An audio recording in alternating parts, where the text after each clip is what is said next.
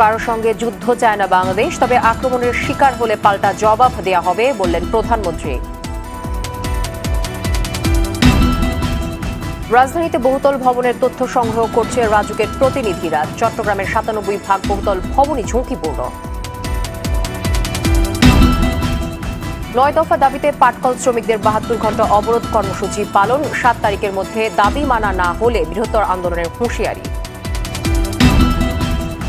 এবং বিদেশি চ্যানেলে বিজ্ঞাপন বন্ধে সরকারি সিদ্ধান্ত সমর্থন করে বাস্তবায়ন চেয়েছে অ্যাটকো। সংকট উত্তরণে একসঙ্গে কাজ করবে অ্যাটকো বিজেএসসি।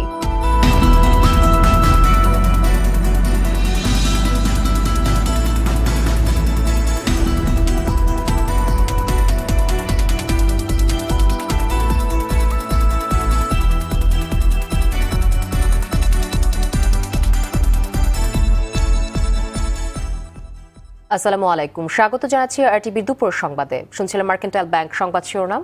গোটা সংবাদ জুড়ে আপনাদের সঙ্গে থাকছি আমি তানজিয়া চৌধুরী।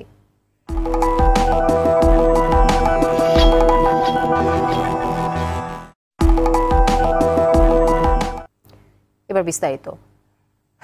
কারোর সাথে যুদ্ধ চায় না বাংলাদেশ, তবে আক্রমণের শিকার হলে পাল্টা জবাব দেয়া হবে। রাজধানীর শেরবাংলা নগরে প্রতিরক্ষা মন্ত্রণালয় পরিদর্শন শেষে এমন হুঁশিয়ারি দেন প্রধানমন্ত্রী শেখ হাসিনা। বাংলাদেশ আলোচনার মাধ্যমে সব সমস্যার সমাধান করতে চায় জানিয়ে তিনি বলেন, সার্বভৌমত্বের ওপর আঘাত আসলে তার জবাব দানে প্রতিরক্ষা দফতরকে সব সময় প্রস্তুত থাকতে হবে।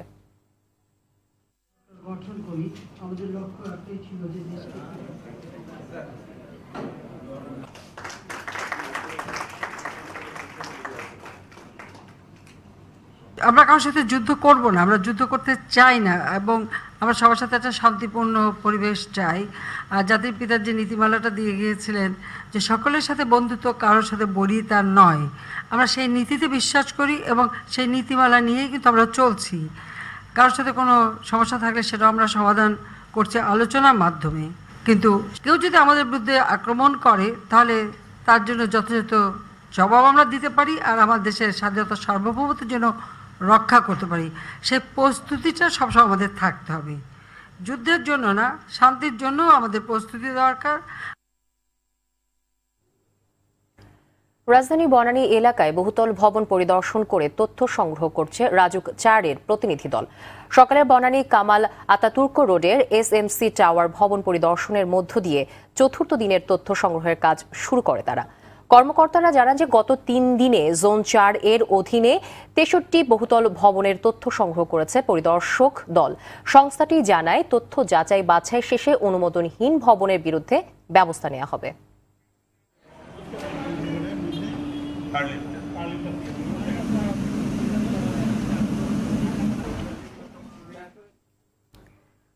দর্শক, এই মুহূর্তে বনানী থেকে সরাসরি যুক্ত হচ্ছেন আমাদের সহকর্মী এহতেরামুল হক।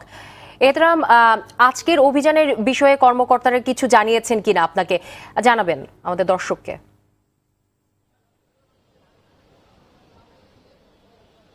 জি, আমি সকাল থেকেই রাজুকের যেই কর্মকর্তারা জোন ৪-এর তারা বনানীর কামাল আতাতুর্ক রোডের বেশ কয়েকটি বহুতল ভবন পরিদর্শন করে তথ্য যাচাই বাছাই করছেন।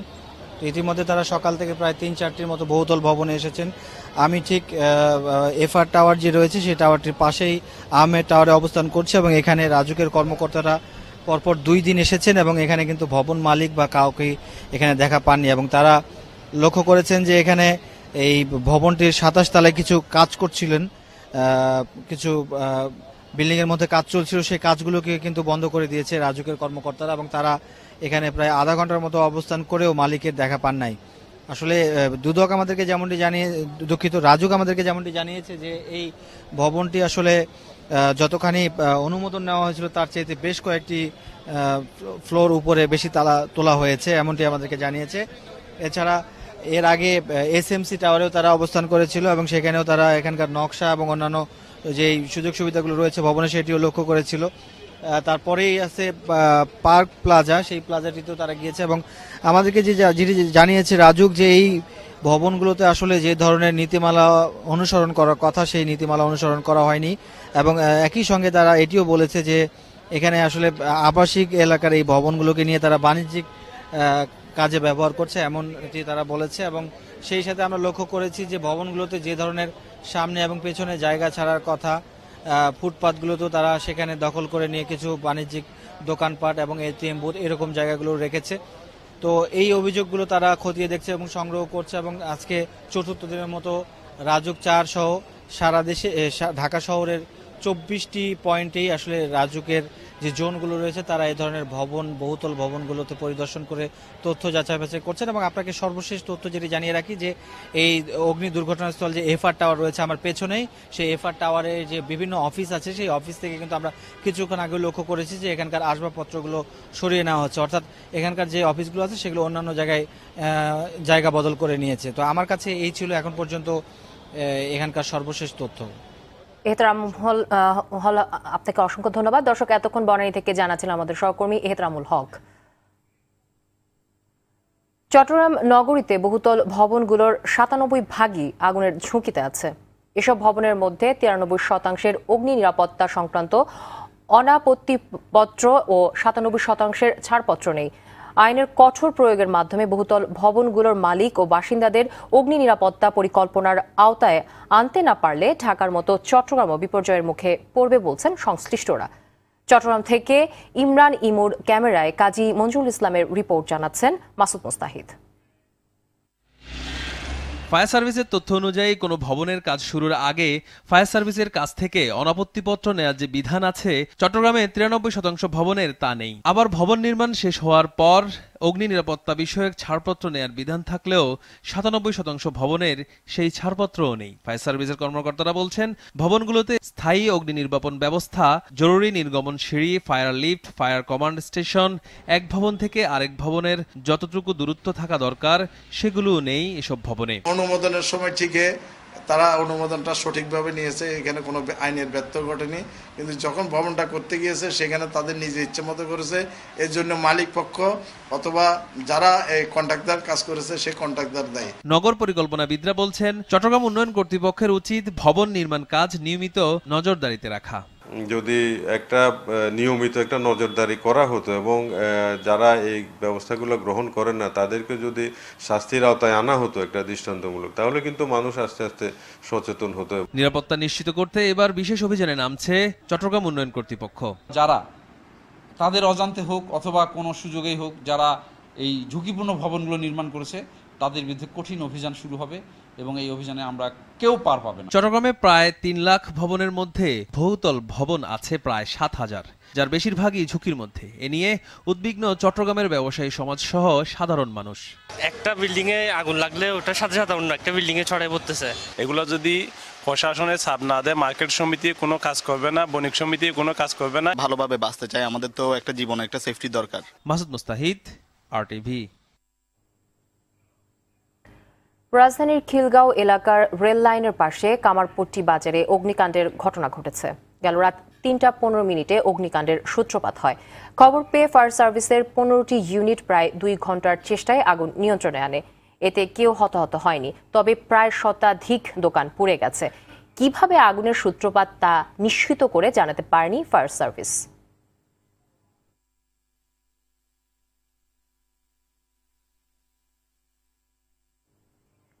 বাস চাপায় পা হারানো রাসেলকে আদালতের আদেশ অনুযায়ী ৫০ লাখ টাকা না দেয়ায় গ্রিন লাইন পরিবহন কর্তৃপক্ষের প্রতি ক্ষোভ প্রকাশ করেছে হাইকোর্ট। সকালে রাসেলের পক্ষের আইনজীবী আদালতকে জানান, আদালতের দেয়া সময়ের মধ্যে গ্রিন লাইন পরিবহন টাকা দেওয়ার বিষয়ে কোনো যোগাযোগ করেনি।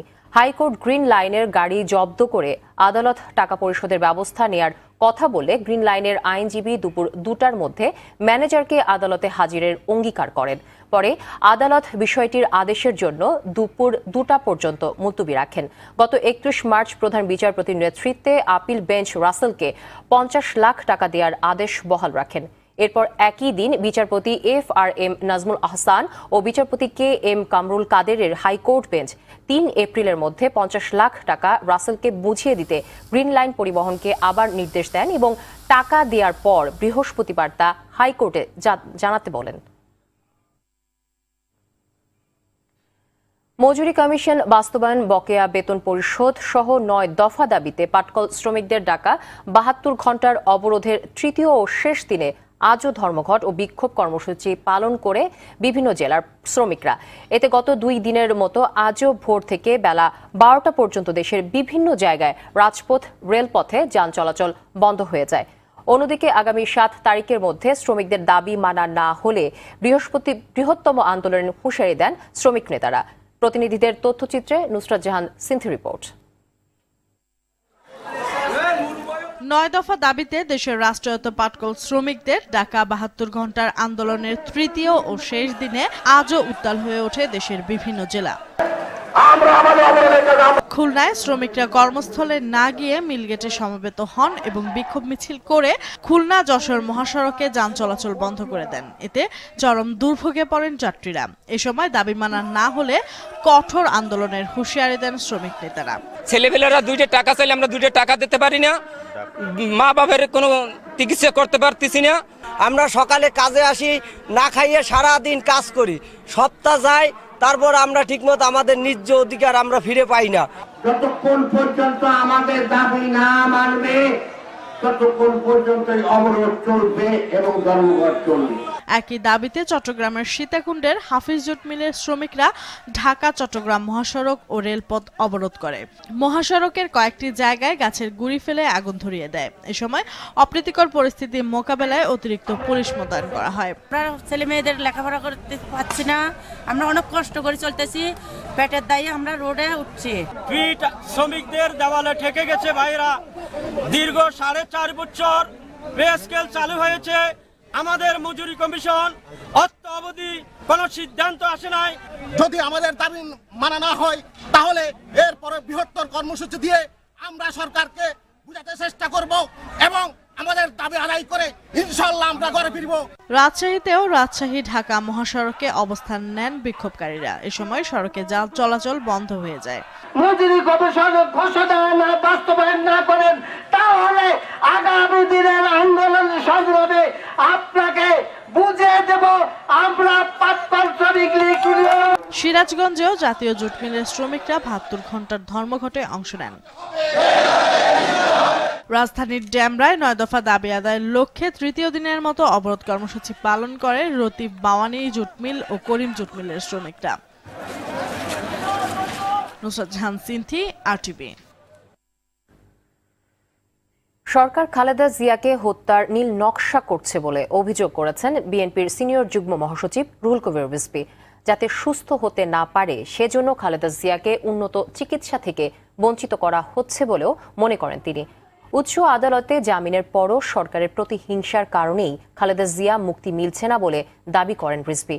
ক্ষমতা হারানোর ভয়ে সরকার খালেদা জিয়াকে বন্দী রেখেছে বলে অভিযোগ করেন তিনি। বলেন, অন্যায় অবিচারের শৃঙ্খল ভেঙে গণজোয়ারে একদিন ভেসে যাবে সরকার।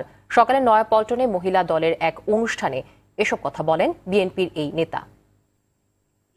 জোর করে আটকে রাখো, তার চিকিৎসা দেওয়া হবে না, তাকে উন্নত মানের চিকিৎসা দেওয়া হবে না, তাকে কোনো সুযোগ সুবিধা দেওয়া হবে না। সেইখানে দেওয়াল থেকে ঝরে ঝরে পড়বে ধুলাবালি। তার 2 চোখ কিছুদিন আগেই অস্ত্রোপচার করা হয়েছে, অপারেশন করা হয়েছে। ওই ধুলাবালি তার চোখে পড়ে তার চোখ অন্ধ হয়ে যায়। এই ধরনের নিপীড়ন, নির্যাতন, একের পর এক ষড়যন্ত্রের নীল নকশা, এই নীল নকশার মধ্যে বেগম জিয়াকে ঠেলে দিয়ে দুনিয়া থেকে সরাতে চান, কিন্তু এইটা আপনি করতে পারবেন না। বিজ্ঞাপন মুক্ত বিদেশি টেলিভিশন চ্যানেল সম্প্রচারের সরকারি উদ্যোগকে স্বাগত জানিয়েছে দেশের টিভি মালিকদের সংগঠন অ্যাটকো। বিদেশি চ্যানেলে বিজ্ঞাপন প্রচার বন্ধে প্রচলিত আইন কঠোরভাবে প্রয়োগের দাবি জানায় সংগঠনের নেতারা। সকালে রাজধানীর গুলশানের বল টাওয়ারে এক বৈঠকে এসব দাবি জানান অ্যাটকো নেতারা। তারা বলেন যে দেশের টিভি চ্যানেলগুলোকে বাঁচাতে হলে বিজ্ঞাপন মুক্ত বিদেশি চ্যানেল সম্প্রচারণের বিকল্প নেই। এ নিয়ে স্বার্থান্বেষী মহল অপপ্রচারের চেষ্টা করলে তাদের বিরুদ্ধে কঠোর ব্যবস্থা নেওয়ার জন্য সরকারকে আহ্বান জানান তারা। এদিকে অ্যাটকোর এমন দাবির সঙ্গে একাত্মতা জানান সম্প্রচার সাংবাদিকদের সংগঠন বিজেসি। যৌথ সভায় টেলিভিশন শিল্পের সংকট উত্তরণে একসাথে কাজ করার ঘোষণা দেন অ্যাটকো ও বিজেসির নেতৃবৃন্দ। এদিকে অ্যাটকোর নতুন সভাপতি হিসেবে নির্বাচিত হন মাছরাঙা টেলিভিশনের ব্যবস্থাপনা পরিচালক অঞ্জন চৌধুরী। আমরা সেখানে উদ্যোগ নিয়েছি কিন্তু আমরা সাফল্য আনতে পারিনি। তো উনি খুবই এ ব্যাপারে আন্তরিক এবং শুধু দরকার যে আমাদের পক্ষ থেকেও তার এই উদ্যোগটাকে সমর্থন জানানো, সহযোগিতা জানানো। কেউ এটাকে একটু ব্ল্যাকমেইলের চেষ্টা করছে। চ্যানেলগুলি বন্ধ করে যদি জন অসন্তোষ তৈরির কোনো চেষ্টা করে তাহলে সরকারের যে কঠিন সিদ্ধান্ত নেওয়ার সুযোগ আছে, অ্যাডকো তার প্রতি পূর্ণ সমর্থনে থাকবে। আমরা মনে করি যে আপনাদের স্বার্থ আমাদের স্বার্থ অভিন্ন, কারণ আমরা সবাই চাই এই ইন্ডাস্ট্রিটা ভালো মতো চলুক। মাদারীপুর শিবচরের কাঁঠালবাড়ি ঘাটে ফেরি থেকে পড়ে নিখোঁজ মেহেদী হাসান রকির মরদেহ উদ্ধার হয়েছে। সকালে ঘাটের ৩ নম্বর পন্টুনের নিচ থেকে মরদেহটি উদ্ধার করে ফায়ার সার্ভিসের ডুবুরি দল। নিহত রবি মাদারীপুরের ঘটকচর এলাকার মিজান হাওলাদারের ছেলে। এদিকে জেলার শিবচরের কাচিকাটা গ্রামের একটি বাসা থেকে মা ও 4 বছর বয়সী ছেলের মরদেহ উদ্ধার করেছে পুলিশ। সকালে তাদের মরদেহ ময়নাতদন্তের জন্য হাসপাতালে নেওয়া হয়েছে। পুলিশের প্রাথমিক ধারণা ছেলেকে হত্যার পর মা আত্মহত্যা করেছে, তবে মৃত্যুর প্রকৃত কারণ খতিয়ে দেখা হচ্ছে। অপরদিকে নাটোরের বড়াইগ্রাম উপজেলার কয়েন এলাকায় এক বৃদ্ধার মরদেহ উদ্ধার করেছে পুলিশ। দিনাজপুরে পার্বতীপুরে মধ্যপাড়া কঠিন শিলা খনিতে এক কর্মকর্তার ঝুলন্ত মরদেহ উদ্ধার হয়েছে। মিরপুর থেকে অপহৃত হোমিওপ্যাথিক ডাক্তার মোনায়েমুল বাশারকে টাঙ্গাইলের মধুপুর ভাওয়াল বন থেকে উদ্ধার করেছে র্যাব। গেল ভোর রাতে মধুপুর ভাওয়াল বনে এ অভিযান চালায় র্যাব 4-এর সদস্যরা। এ সময় 6 অপহরণকারীকেও আটক করা হয়। জব্দ করা হয় 4টি মোবাইল ফোন ও নগদ টাকা। আনুষ্ঠানিক সংবাদ সম্মেলনে র্যাব 4-এর পরিচালক চৌধুরী মঞ্জুরুল কবির জানান, অপহরণের পর শারীরিক নির্যাতন করে ডাক্তার মোতায়েমের পরিবারের কাছে মোটা অঙ্কের মুক্তিপণ দাবি করে সোহরাব বাহিনী খ্যাত অপহরণকারীরা। না দিলে হত্যার হুমকিও দেওয়া হয়। এর প্রেক্ষিতে অভিযানে দলবল সহ অপহরণকারীদের ধরতে সক্ষম হয় র্যাব। বঙ্গমাতা অনূর্ধ্ব 19 নারী আন্তর্জাতিক গোল্ড কাপ ফুটবল টুর্নামেন্টকে মানুষের দোরগোড়ায় পৌঁছে দিতে 7টি বিশেষ নাটক নির্মাণ করেছে আরটিভি। নারীদের জীবন সংগ্রাম নিয়ে নির্মিত নাটকগুলো নারী ফুটবলারদের প্রতি মানুষের শ্রদ্ধাবোধ বাড়বে বলে আশা করেন আরটিভির ব্যবস্থাপনা পরিচালক হুমায়ুন কবির বাবলু। আর নারী ফুটবলারদের আর্থিক নিরাপত্তা বাড়াতে লিগ আয়োজনের উপর গুরুত্ব দিলেন বাফুফের সিনিয়র সহ সভাপতি আব্দুস সালাম মুর্শেদি। অর্ণগোফের রিপোর্ট।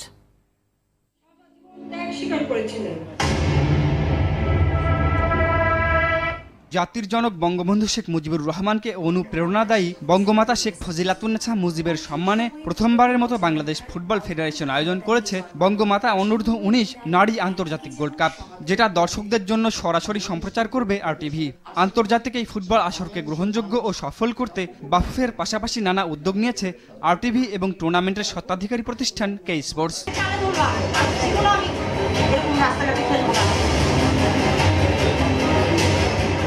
সেই উদ্যোগের অংশ হিসেবে খ্যাতনামা নারী পরিচালকদের দিয়ে 7টি বিশেষ নাটক নির্মাণ করেছে আরটিভি।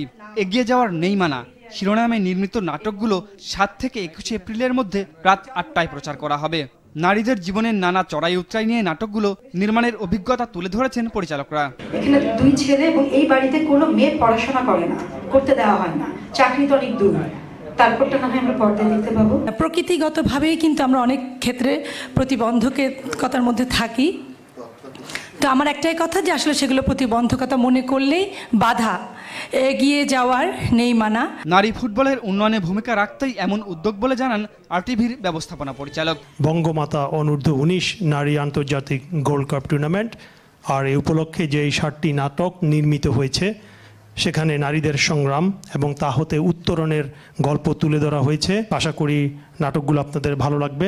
আপনারা আমাদের সাথেই থাকুন, আরটিভির সাথেই থাকুন। আর নাটকগুলো দর্শকদের মাঠে টানতে উৎসাহ যোগাবে বলে মনে করেন আরটিভির প্রধান নির্বাহী কর্মকর্তা। আমার খুব খারাপ লাগে যখন ফুটবল স্টেডিয়ামে আমরা দেখি স্টেডিয়ামে লোক কম, লোক সংখ্যা কম, কিন্তু এবার আমরা দেখিয়ে দিতে চাই যে আমাদের ফুটবলের অনেক বড় দর্শক আছে, সবসময় ছিল, আমরা হয়তো সেইভাবে আয়োজন করতে পারিনি, আমাদের হয়তো পরিকল্পনাতে কোনো ভুল ছিল। নাটকের পাশাপাশি সামাজিক যোগাযোগ মাধ্যমে নানা কর্মকাণ্ড পরিচালনার কথা জানালো কে স্পোর্টস। মেয়েরা কত ভালো খেলছে এবং কত এগিয়ে যাচ্ছে সেটার সাথে সাথে পুরো স্পিরিটটা বুঝলে হয়তো বা আমরা ইনভলভ করতে পারবো বড় একটি জনগোষ্ঠীকে, কারণ আমরা চাই সবাই খেলা দেখুক, সাপোর্ট করুক। খেলার দিনগুলোতে বিভিন্ন সময় বঙ্গমাতাকে নিয়ে 9টি বিশেষ তথ্যচিত্র সম্প্রচার সম্প্রচার করবে RTV।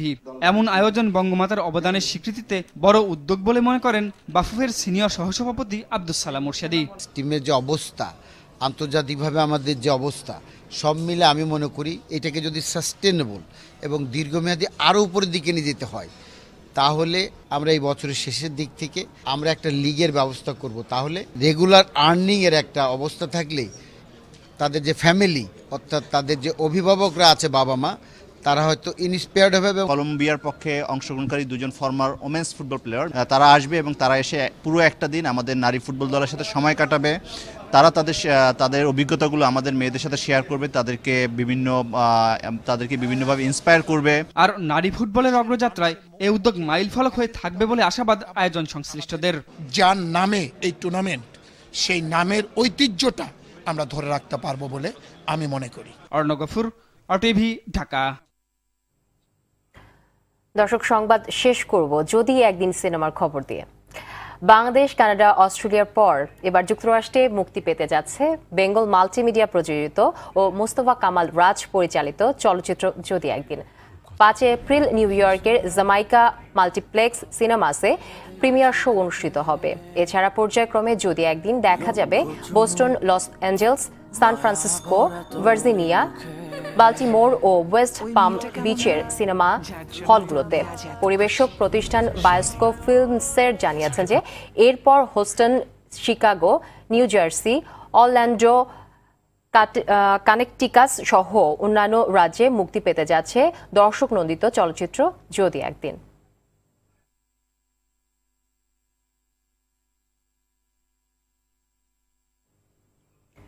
দর্শক, দুপুর সংবাদ শেষ করার আগে মার্কেন্টাইল ব্যাংক সংবাদ শিরোনামগুলো জানিয়ে দিব আরও একবার।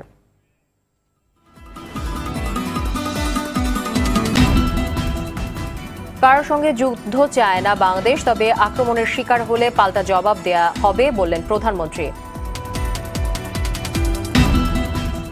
রাজধানীতে বহুতল ভবনের তথ্য সংগ্রহ করছে রাজুকের প্রতিনিধিরা। চট্টগ্রামের ৯৭% বহুতল ভবনই ঝুঁকিপূর্ণ। 9 দফা দাবিতে পাটকল শ্রমিকদের 72 ঘণ্টা অবরোধ কর্মসূচি পালন। 7 তারিখের মধ্যে দাবি মানা না হলে বৃহত্তর আন্দোলনের হুঁশিয়ারি। এবং বিদেশি চ্যানেলে বিজ্ঞাপন বন্ধে সরকারি সিদ্ধান্ত সমর্থন করে বাস্তবায়ন চেয়েছে অ্যাটকো। সংকট উত্তরণে একসঙ্গে কাজ করবে অ্যাটকো, বিজেসি। দর্শক, দুপুর সংবাদ এ পর্যন্তই। RTVর সবশেষ সংবাদ জানতে যে কোনো মোবাইল ফোন থেকে 2414 নাম্বার ডায়াল করুন। আর মোবাইল ফোনের সংবাদ দেখতে অ্যাপ স্টোর, গুগল প্লে বা উইন্ডোজ স্টোর থেকে ডাউনলোড করুন RTV অ্যাপস। এছাড়াও তাৎক্ষণিক বিনোদন সংবাদ জানতে বিশ্বের যে কোনো প্রান্ত থেকে ভিজিট করুন facebook.com/RTV অনলাইন এবং youtube.com/RTV ডিজিটালস। এতক্ষণ সঙ্গে থাকার জন্য অসংখ্য ধন্যবাদ।